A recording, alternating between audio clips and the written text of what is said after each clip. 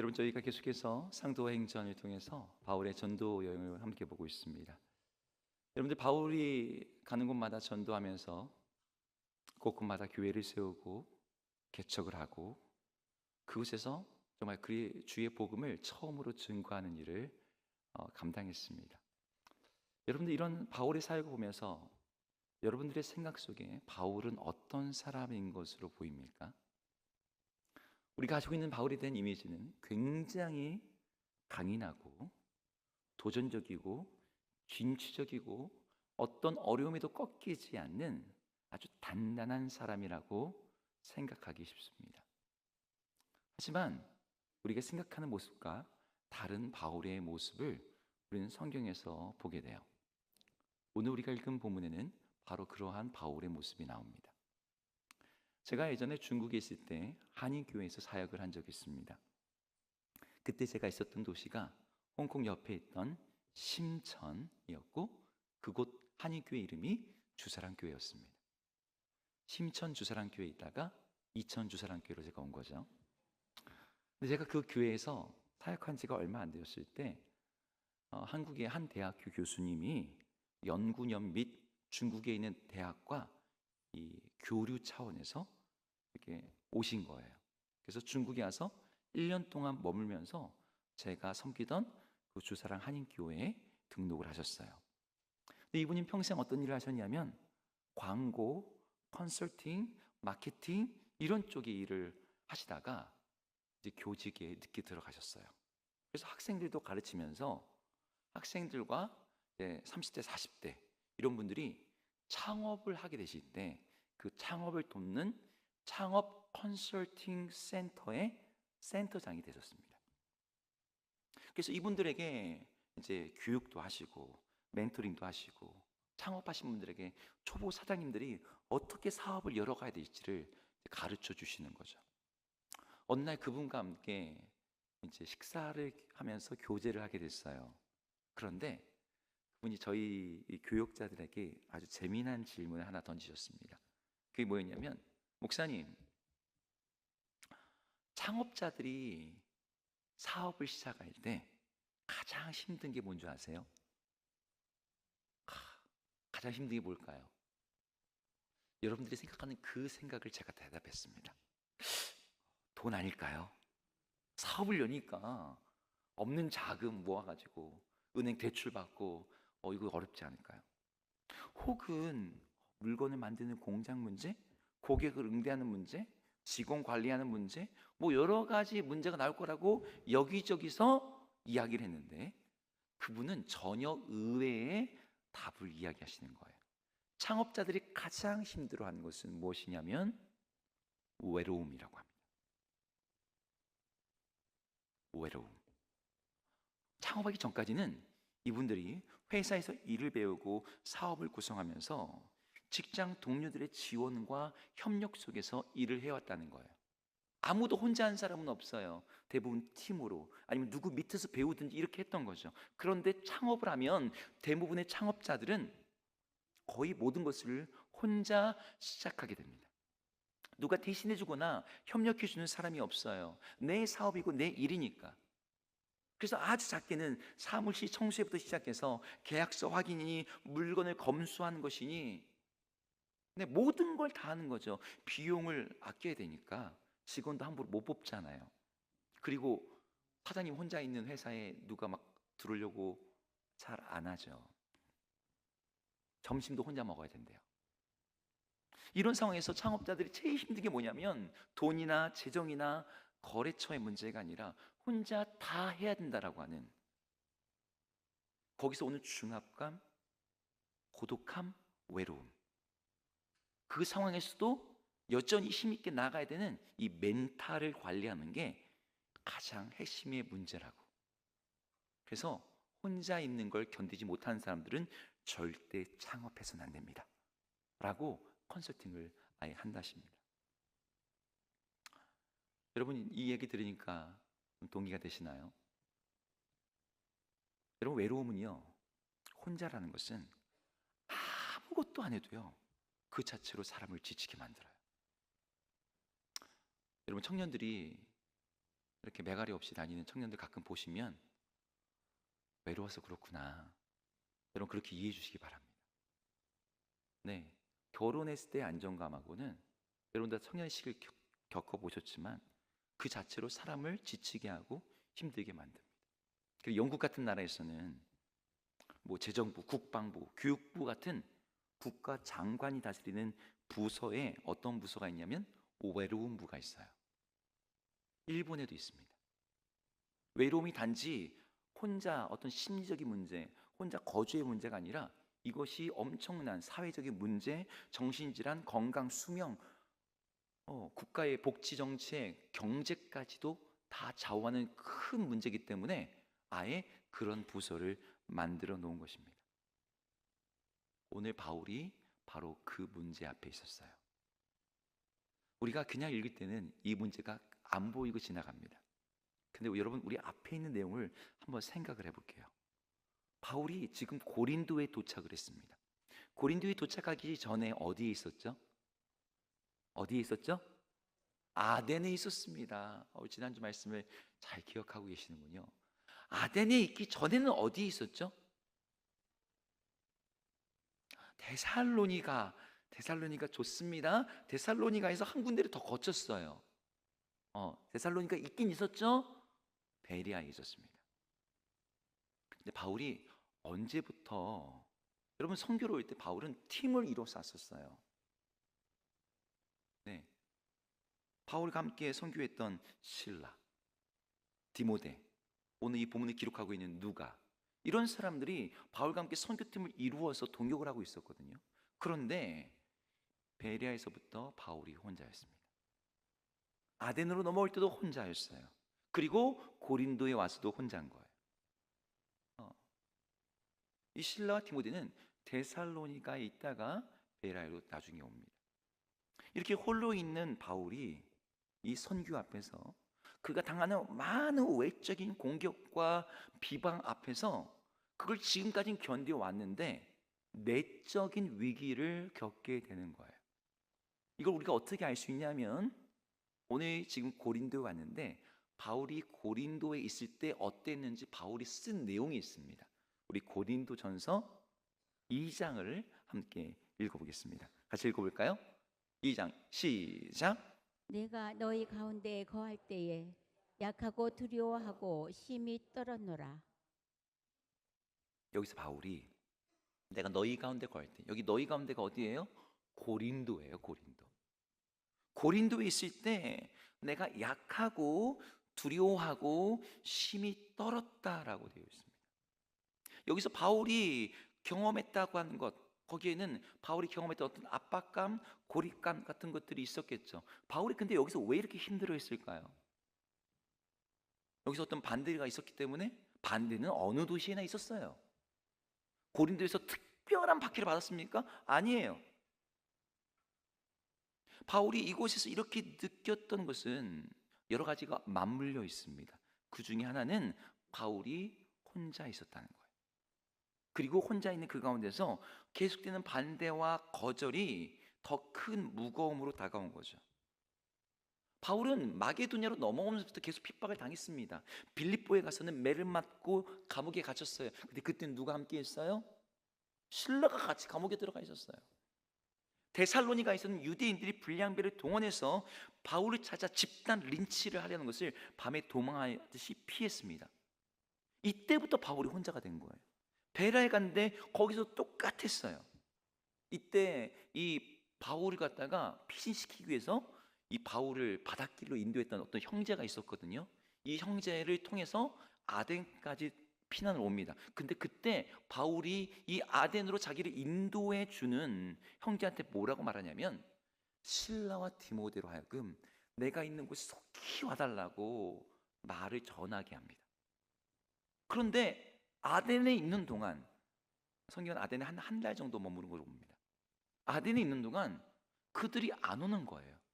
그리고 아덴에 와서도 조롱하는 말을 듣고 있다가 그곳을 떠나가게 됩니다. 그리고 고린도에 도착했어요. 근데 그때도 계속 혼자인 거예요. 여러분, 이때 바울이 느꼈던 감정은 단지 나 혼자야, 외롭다 이런 걸 넘어서 막막함, 고립되어 있는 느낌, 어떤 그 두려움, 이런 것들이 바울 안에 있었던 것 같아요. 약하고 두려워하고 심히 떨었다.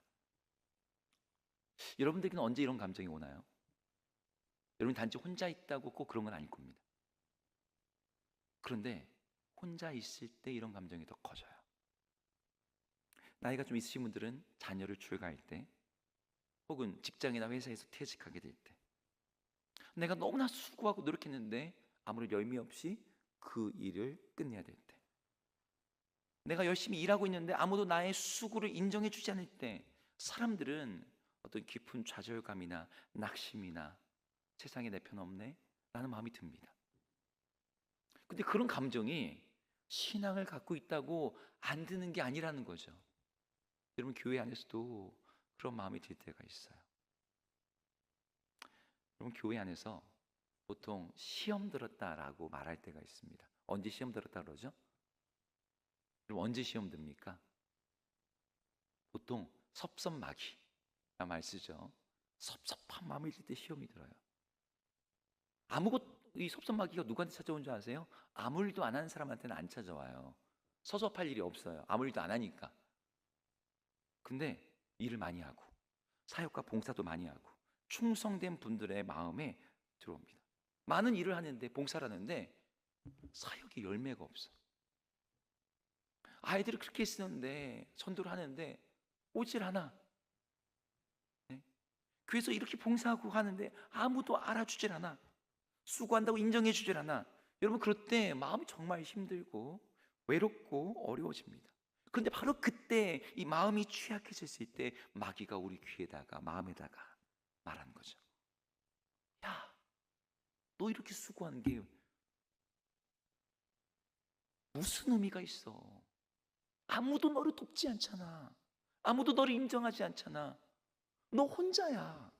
네가 하는 일에 쓸모가 없어. 여러분 그런 마음이 들려올 때 무너집니다. 바울에게도 이런 소리가 들려왔을 거예요. 나중에 보겠지만 아덴에서 별로 열매가 없었거든요. 오늘 고린도에서도 초반에 그랬습니다. 그런데 이런 마음은 그냥 나 혼자라는 생각을 넘어서 이 정서적으로 불안함, 우울증, 무가치함, 무력감, 그리고 우리 믿는 사람들에게는 영적인 침체까지 오게 해요. 자, 이런 때 우리가 어떻게 해야 될까요?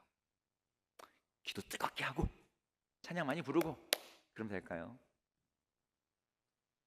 우리 하나님께서 이런 침체와 외로움과 낙심 가운데 있는 자들 가운데 오늘 어떻게 일하고 계시는지를 오늘 본문이 보여주고 있습니다. 우리 하나씩 한번 볼까요? 오늘 세 가지 차원으로 보려고 하는데, 그 첫째는 바로 이겁니다. 우리 하나님께서 이렇게 외롭고 지친 바울을 일으켜 주기 위해서 새로운 동역자를 보내주셨다는 거예요. 여러분 바울의 동역자가 누구였습니까? 선교팀 누구였어요? 제가 방금 얘기했는데 바울과 실라, 또 한 명 디모데, 이런 사람이 이 동역자였죠. 1차 전도회 때는 뭐 바나바, 마가 이런 사람들이었죠.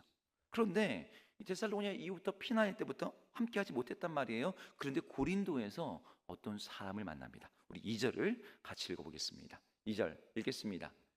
2절 시작.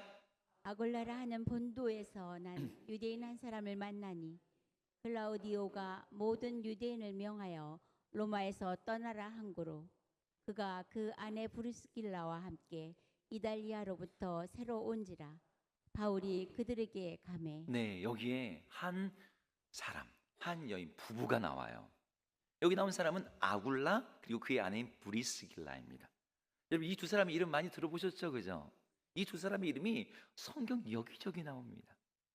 나중에 어떻게 나오냐면 로마서에는 그들에게 문하라, 브리스길라와 아굴라에게 문하라, 저들은 나를 위하여 자기의 목숨을 내놓기까지 한 자들이다. 이런 동역자를 여기서 만나게 되는 거예요. 아굴라는 원래 본도 폰투스라고 하는 요즘으로 치면 터키 북동부에 있는 지역에 살던 유대인이었습니다. 근데 이 유대인인 이 아굴라가 결혼을 했는데 아내는 브리스길라예요. 이름에서 짐작이 되는데 이 존귀한 자, 고귀한 자라는 뜻의 이게 로마 귀족의 가문명입니다.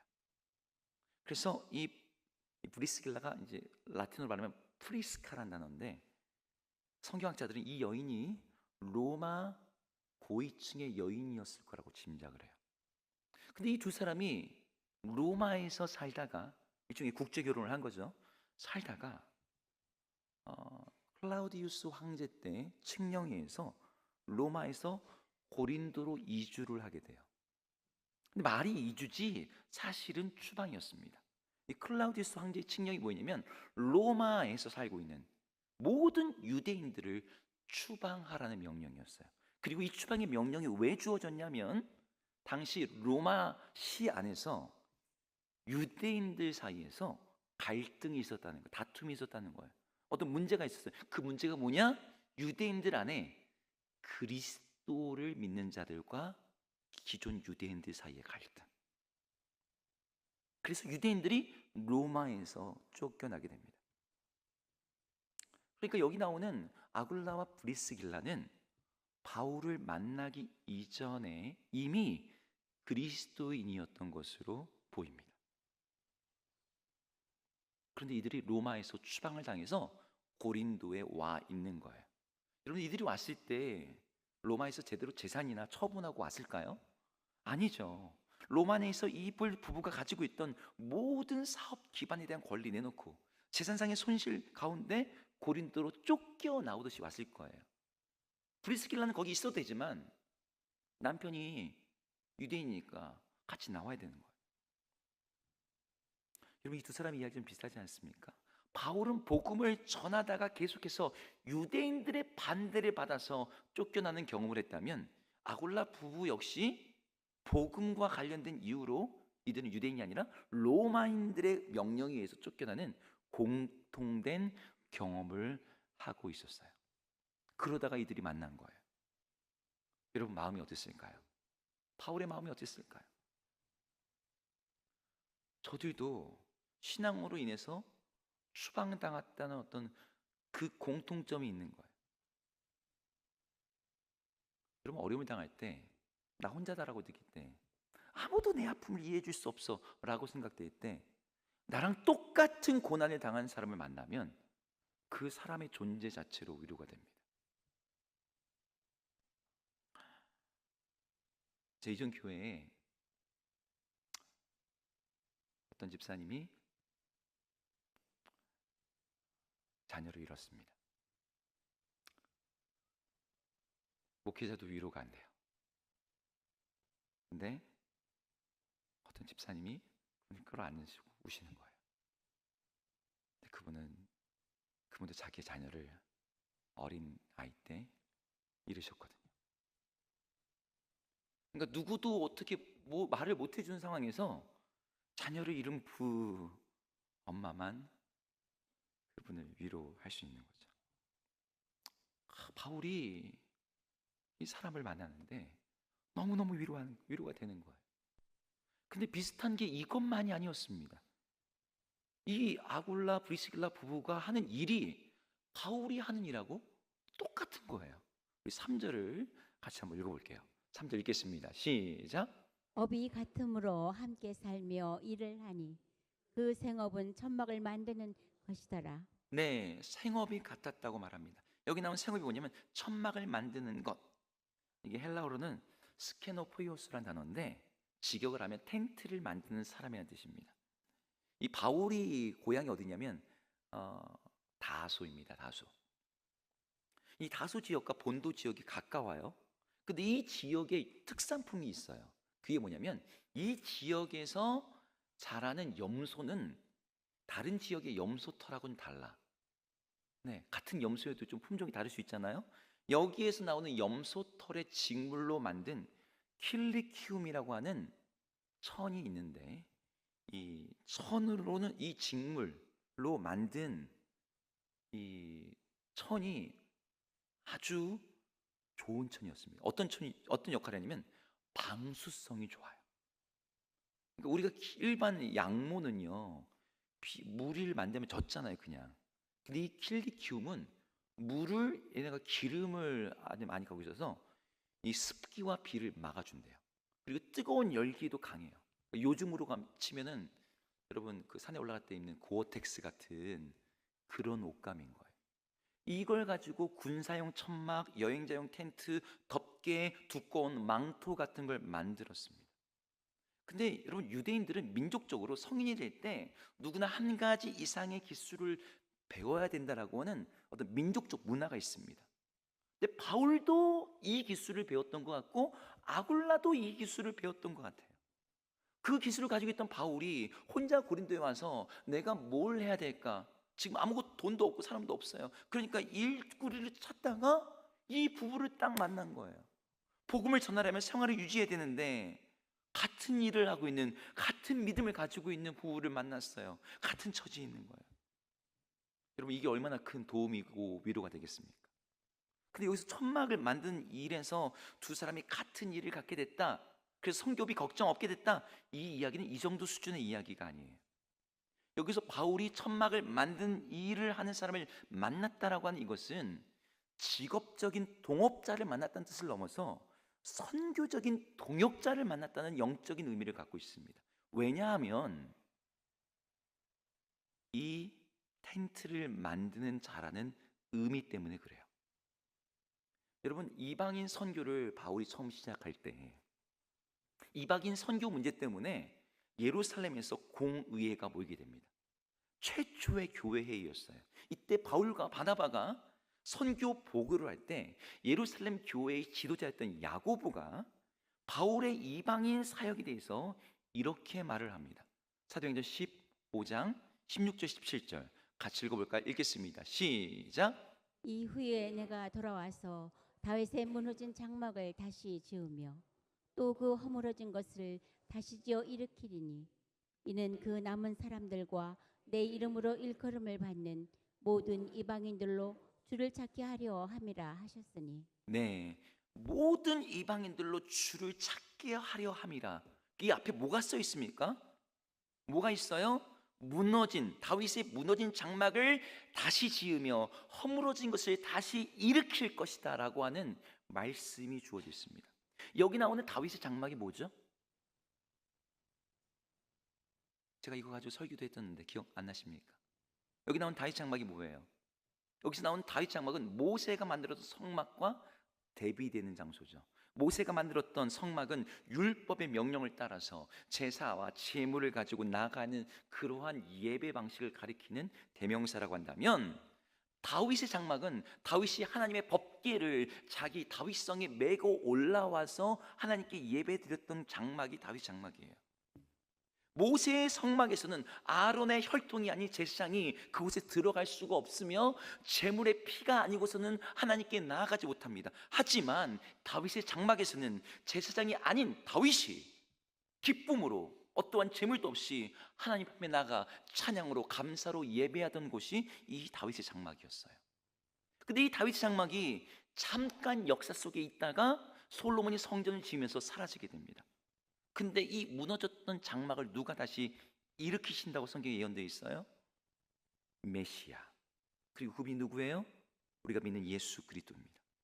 그분께서 십자가의 죽으심으로 성전의 휘장을 위에서부터 아래까지 찢으시고, 그래서 그분의 피를 믿는 모든 사람들은 누구라도 이방이라도 하나님의 보좌 앞까지 나아가게 되는, 다윗이 경험했던 그 다윗의 장막, 하나님께 누구라도 담대히 나아가는 그 장막이 새롭게 세워지게 된 것이죠. 사도 바울은 자기가 복음을 전하는 그 일이 예수님께서 하신 일, 다윗의 장막을 지으신 그것을 이방인들 가운데서 일으키는 일이라고 하는, 그런 영적인 천막 제조의 일을 내가 하고 있다라고 하는 자각과 의식이 바울에게 있었어요. 그런데 마침 고린도에서 똑같이 천막을 만드는 업종에서 일하는 주님의 백성 아굴라와 브리스길라를 만난 거죠.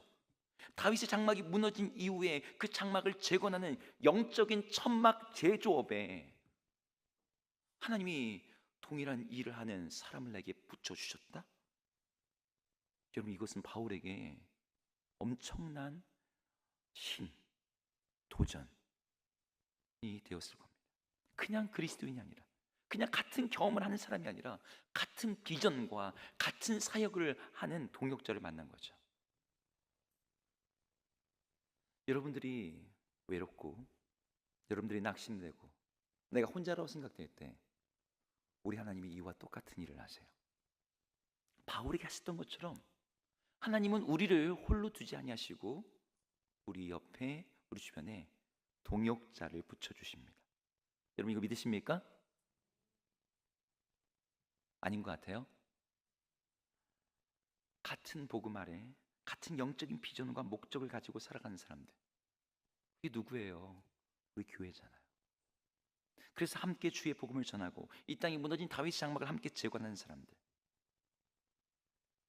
여러분, 종종 나 혼자 일하는 것처럼 느껴질 때가 있다면, 내 혼자 무거운 짐을 지고 나 혼자 이렇게 고생하는데 다른 사람 뭐 하나, 그렇게 자기 연민과 자기 함몰에 빠진 대신에 여러분, 그때 눈을 들어서 여러분 옆을 보세요.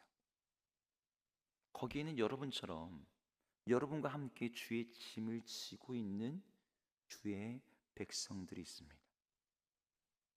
영적인 아굴라와 브리스길라가 있는 거예요. 우리 옆에 있는 분들하고 한번 인사해 볼까요?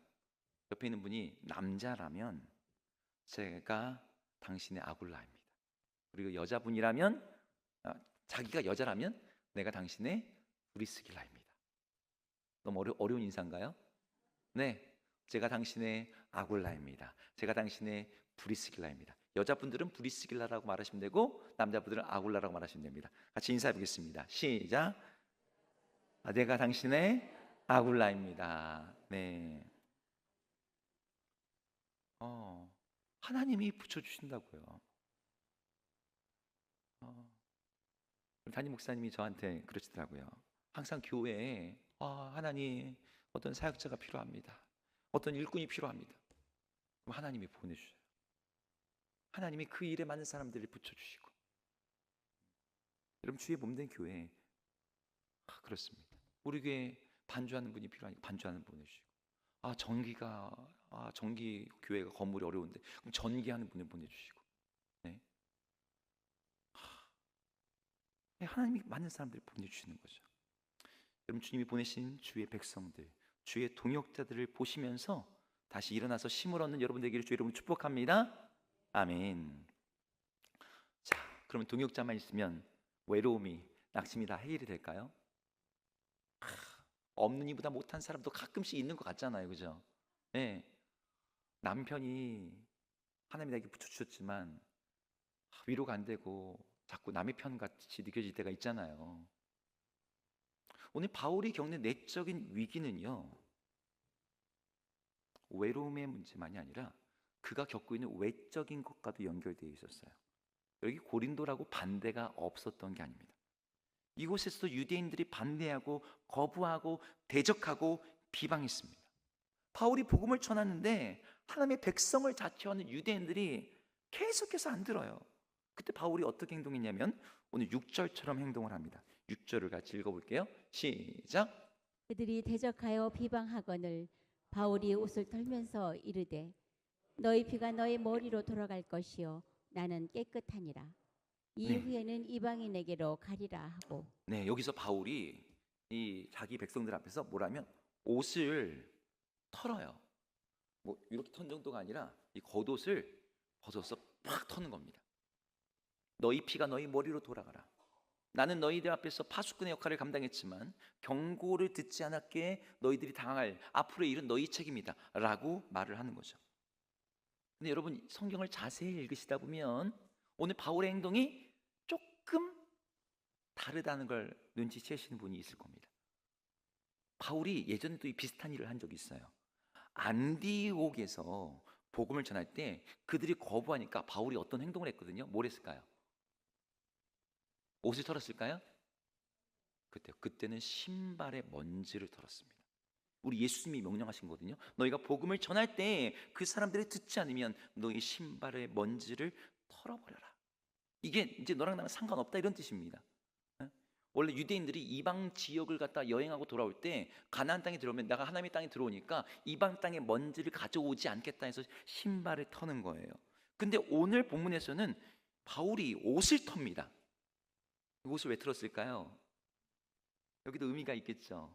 느헤미야가 예루살렘 성벽을 재건할 때 이 같은 유대인들의 지도자 중에 어떤 사람들이 부자들이 자기 백성들에게 돈을 빌려주고 고금리로 그걸 받는 사람들이 있었어요. 그 지도자들 앞에서 자기의 옷을 텁니다. 우리 느헤미야서 한번 읽어볼게요. 느헤미야서 5장 13절 읽겠습니다. 시작. 내가 옷자락을 털며 이르기를 이 말다로 흥하지 아니하는 자는 모두 하나님이 또한 이와 같이 그 집과 산업에서 털어버릴지니 그는 곧 이렇게 털려서 빈손이 들지로다 하매. 네, 13절 뒷부분이 있는데 제가 잘랐습니다. 뒷부분에는 백성들이 아멘 하는 장면이 딱 나옵니다. 하나님이 털어버리시리라. 그러니까 아무리 혈통적으로 하나님의 백성이라고 자부해도 하나님의 뜻을 거부할 때 하나님의 백성 안에서 잘려나가고 그들의 삶이 빈털터리가 될 것이라고 말하는 거예요. 근데 정작 지금 바울이 빈털터리 같아요. 회당에서 전도를 하는데 아무도 안 들어. 열매가 없어요. 바울이 열매가 없었던 게 앞도시 아덴에서 그랬다고 했습니다. 그 사도행전 17장 34절에 이렇게 말을 합니다. 여기는 제가 읽을게요. 몇 사람이 그를 가까이하여 믿으니 그 중에는 아레오바고 관리 디오누시오와 다말이라고 하는 여자와 또 다른 사람들도 있었더라. 여기 뭐라고 말합니까? 아덴에서 누가 믿었대요? 몇 사람이 가까이 믿었다. 다른 사람들도 있었다. 근데 여러분, 우리가 바울이 이전 도시에서 전도할 때 어떤 일이 일어나는지를 알잖아요. 도시가 돌아왔다. 수많은 사람들이 주님께로 왔다. 근데 아덴에서는 몇 사람밖에 없는 거예요. 고린도에 왔는데 고린도에 와 있는 유대인들도 안 들어요. 여러분, 사람이 언제 지치냐면은 일 많이 하고 참 못 잔다고 지치는 게 아닙니다. 수고하고 노력했는데 열매가 없을 때 지칩니다. 여러분, 식당을 창업했다고 쳐요. 혼자 일하는 게 너무 힘들어서 같이 일할 동역자를 뽑았다고 칩시다. 그런데 열심히 해보자고 하는데 정작 식당에 손님이 안 오네. 여러분, 그때 제일 기운 빠지죠. 왜요? 다 준비해놨는데 사람이 안 와가지고 힘 빠지는 거죠. 그런데 이런 순간에 우리 하나님께서 이 지치고 외로운 주의 백성을 위해서 일을 하십니다. 이후에 갑자기 이상한 일이 일어나요. 8절을 읽겠습니다. 8절 읽겠습니다. 시작. 또 회당장 그리스보가 온 집안과 더불어 주를 믿으며 수많은 고린도 사람도 듣고 믿어 세례를 받더라. 유대인 회당에서는 사람들이 안 돌아오는데 한 명이 돌아왔어요. 누가 돌아왔어요? 회당장 그리스도와 그 집안이 돌아왔습니다. 근데 이 이후에 수많은 고린도 사람들이 믿고 듣고 믿어서 세례를 받는 일이 일어난 거죠. 열매가 없어서 낙심하고 있던 바울에게 갑자기 하나님께서 생각하지도 않은 열매를 부어주신 겁니다. 이게 하나님께서 사람을 위로한 방식이었어요. 근데 이런 상황에서 목사님, 저는 제 삶이 열매가 없는 것 같아요. 제가 가끔씩 이제 우리 이천리도 도농 복합 지역이다 보니까 여기 면 단위에서 혹은 리 단위에서 목회하시는 목사님들이 계시거든요. 여러분, 시골 교회에서 제가 교제하는 목사님이 강원도 영월에서 사역을 하세요. 사역을 하는데 성도가 계속 줄어요. 어르신 성도님들이 계속 돌아가셔요. 근데 그 시골로 이사 오는 사람이 없어요. 새롭게 등록하는 성도도 없어요. 여러분, 그런 교회에서 사역하는 게 사람 숫자로 치면 열매가 있습니까, 없습니까? 없지요. 저희 어머니가 영월 주천에 계시는데 성도가 많이 모이면 14명. 주일 예배, 낮 예배. 근데 여러분, 열매는 성경에서 말하는 열매는 기본적으로 말씀의 순종함으로 인해 나타나는 인격적, 영적, 사회적 모든 결과를 가리키는 게 성경에서 열매예요.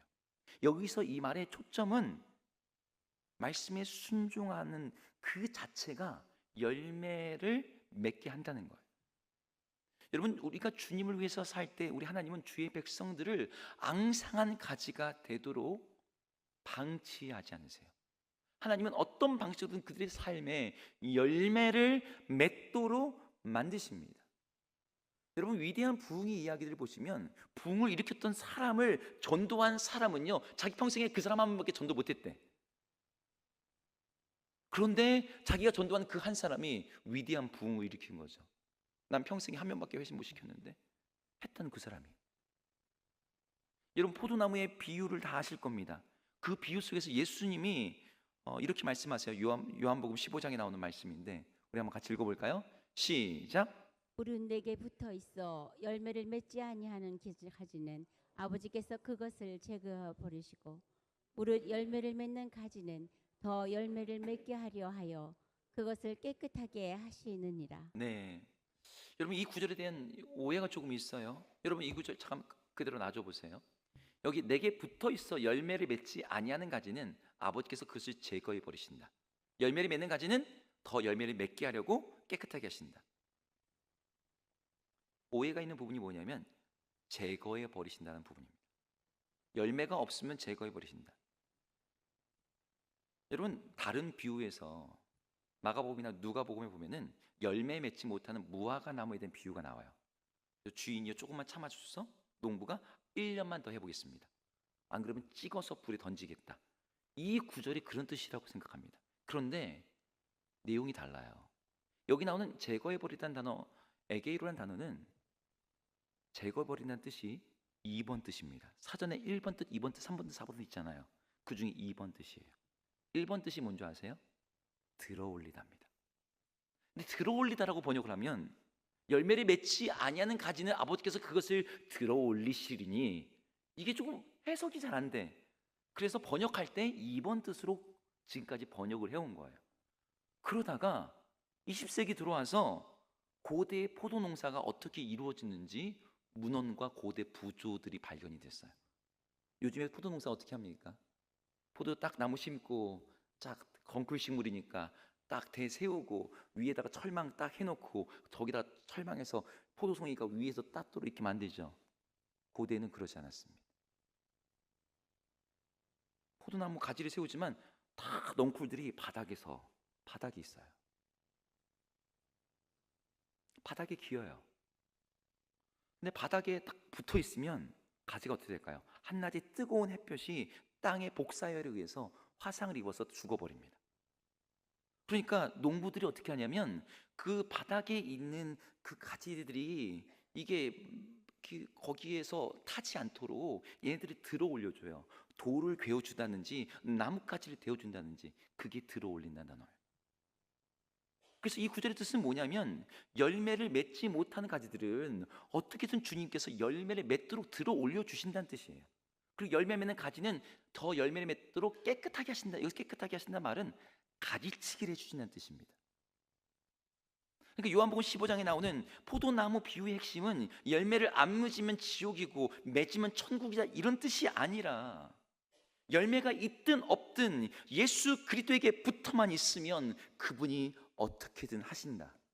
그러니 너희는 내 안에 있으라. 이게 핵심 메시지예요. 이 다다음 구절이 이렇게 말합니다. 요한복음 15장 4절, 5절도 동일한 말이 나오는데 4절도 한번 볼까요? 읽습니다. 시작. 내 안에 거하라. 나도 너희 안에 거하리라. 가지가 포도나무에 붙어 있지 아니하면 스스로 열매를 맺을 수 없음 같이 너희도 내 안에 있지 아니하면 그러하리라. 그 여기서 말하는 건 뭐예요? 어떻게든 예수님께 붙어 있으라는 거예요.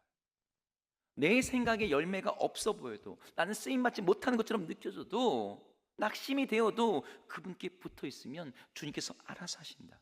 내가 알지 못한 열매를, 주님께서 깨닫지 못했던 열매를 거두게 하신다. 이곳에 계신 모든 분들이 내 삶에 열매가 없다고 느껴질지라도, 내가 아무런 쓸모가 없다고 느껴질지라도 우리 주님께 꼭 붙어 있어서 우리 주님 맺게 하시는 그 열매를 거두신 여러분 되기를 주 이름으로 축복합니다. 아멘. 우리 하나님께서 이 두 가지 일을 하셨어요. 그런데 저는 오늘 본문에서 가장 감동적인 장면은 바로 이 세 번째 장면인 것 같습니다. 오늘 본문에서 바울을 일으켜 세우시는 하나님의 모습이 나오는데 하나님이 환상 중에 바울에게 말씀을 하십니다. 오늘 9절과 10절을 같이 읽겠습니다. 시작.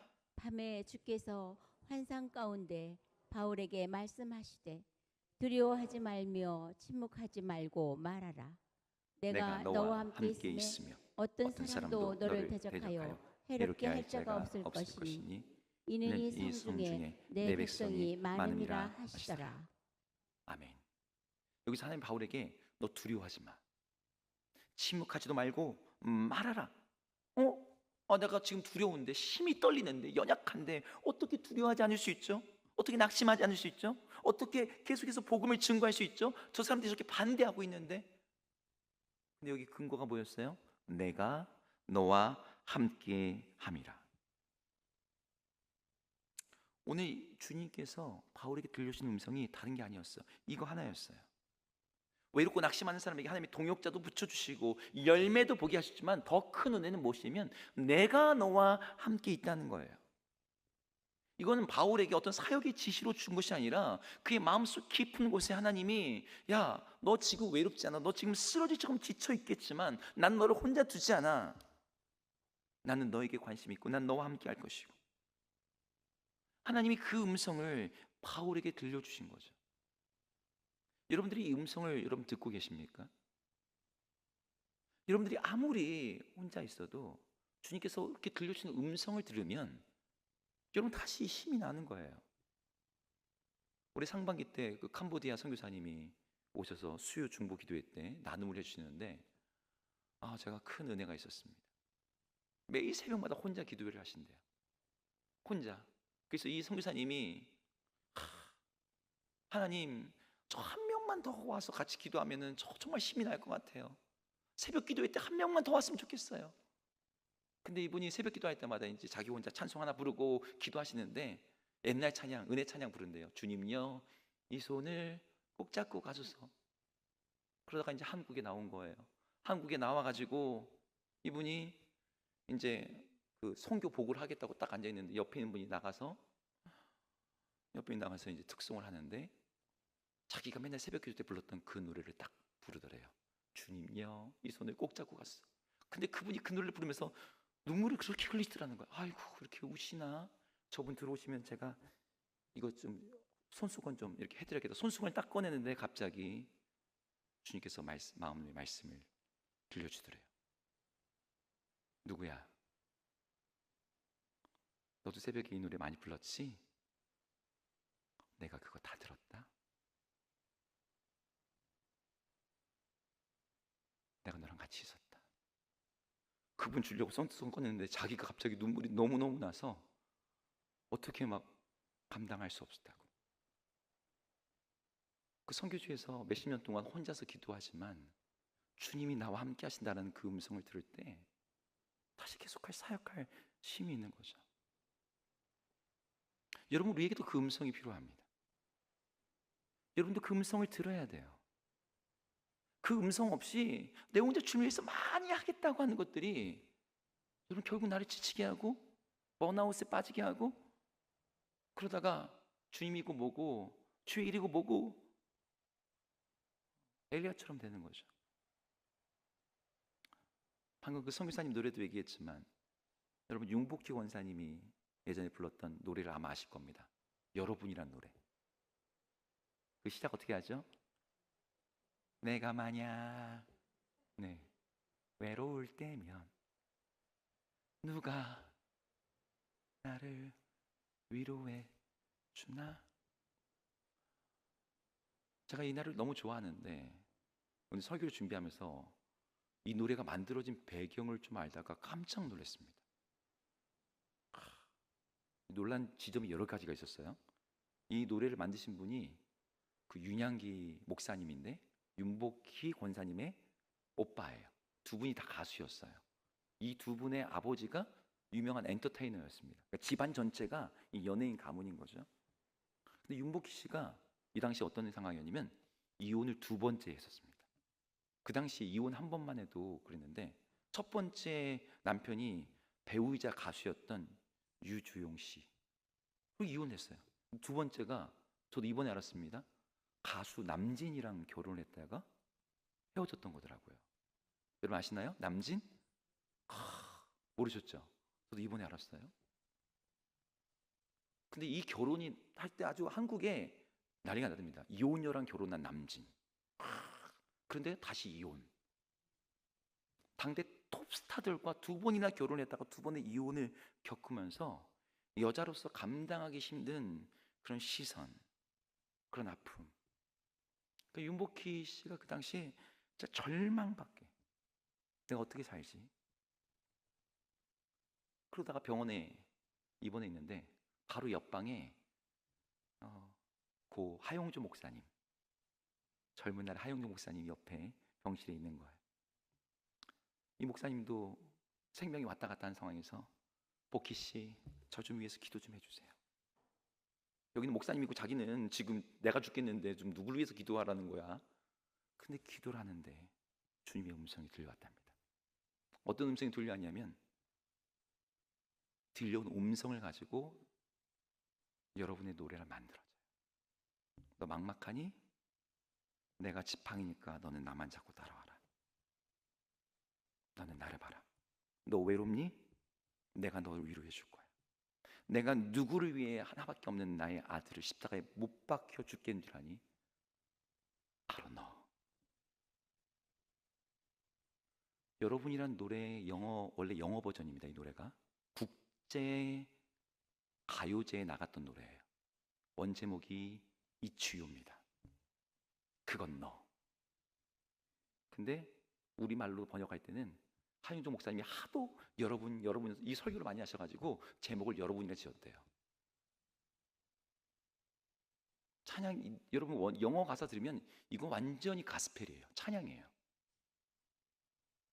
그 찬양을 통해서 1979년도 이혼한 바로 그 해에 자기 그 절망 가운데 있다가 이 찬양으로 다시 이분이 일어나세요. 내가 너를 사랑한다. 내가 너와 함께한다. 여러분 오늘 본문의 말씀을 통해서 하나님이 우리에게 들려주는 주님의 음성이 뭡니까? 너는 혼자가 아니다. 내가 너와 함께한다는 거예요. 여러분이 직장에서의 무게에 짓눌려 있든 자녀의 미래가 막막하든 교회에서 사역을 하는데 열매가 안 보이든 우리 같이 동역을 했는데 그 사람들이 하나둘씩 떠나서 외로움을 느끼든 건강이 약해져서 힘이 빠지든 평생 신앙생활을 했는데 왜 나한테 이런 일이 일어나는지 이해가 안 되는 답답한 일이 있든지 간에 성경 우리에게 끊임없이 말하는 게 뭐예요? 하나님이 우리와 함께 하신다는 거예요. 바울이 고린도에서 심히 약하여 두려워하며 떨고 있을 때 그의 많은 경험과 능력에도 불구하고 외로움에 무너질 것 같은 그때 하나님이 그를 홀로 두지 않으셨어요. 동역자를 보내셨고 그래서 그 옆에 사람들을 보내셨어요. 여러분 바로 옆에 있는 사람들을 하나님이 우리 옆에 보내셨던 것처럼 바울에게도 그런 일을 하신 거죠. 그리고 바울에게 열매를 눈앞에 정말 이전 어느 도시에서도 경험하지 못한 열매, 여러분 고린도에서 1년 8개월 동안 있습니다. 가장 오랫동안 있는 곳 중에 하나였어요. 지금까지 중에. 거기에 너무 많은 주의 백성들이 있어서 그냥 몇 달 있다가 갈 수가 없는 거예요. 거기다 오늘 환상 속에서 주님이 말씀하시는 거죠. 내가 너와 함께하고 있다. 여러분 지금 여러분과 함께 하시는 하나님의 임재와 동행을 여러분 느끼고 계십니까? 여러분 하나님이 함께 하신다니까 그냥 함께 하시겠지, 여러분 그런 차원으로 머물러 있는 게 주님의 임재가 아닙니다. 주님이 우리와 함께 하신다는 것을 직접 보여주기 위해서 하나님이 아들을 이 땅에 보내셨어요. 그리고 그분의 이름을 뭐라고 붙이셨어요? 임마누엘. 하나님이 우리와 함께 하신다. 우리 함께 하시는 것을 증명하기 위해서 임마누엘이라는 이름을 가진 아들이 직접 우리 가운데 보내셨다는 거예요. 그 주님이 우리와 함께 하시고 성령으로 내주하시고 말씀으로 주의 음성을 들려주시고 우리 삶의 환상과 기적과 실질적인 인도하심으로 함께한 줄로 믿습니다. 우리 주님 우리를 단 한순간도 홀로 두지 않으세요. 문제는 뭐가 문제예요? 내가 그분을 보지 않고 있는 게 문제고 그분께 듣지 못하고 있는 게 문제입니다. 여러분 우리 함께 하시는 그 주님을 여러분 다시 한번 여러분의 믿음의 눈을 들어서 바라보시며 그분의 음성을 들으시며 그분의 손을 붙잡으시기를 축복합니다. 그렇게 우리 삶에 함께 하시는 그 하나님을 내가 믿고 느끼고 함께 할 때 우리 삶에 어떤 낙심과 어려움이 와도 여러분 모두 넉넉히 이기며 일어서게 될 줄로 믿습니다. 모두가 그렇게 되기를 축복합니다.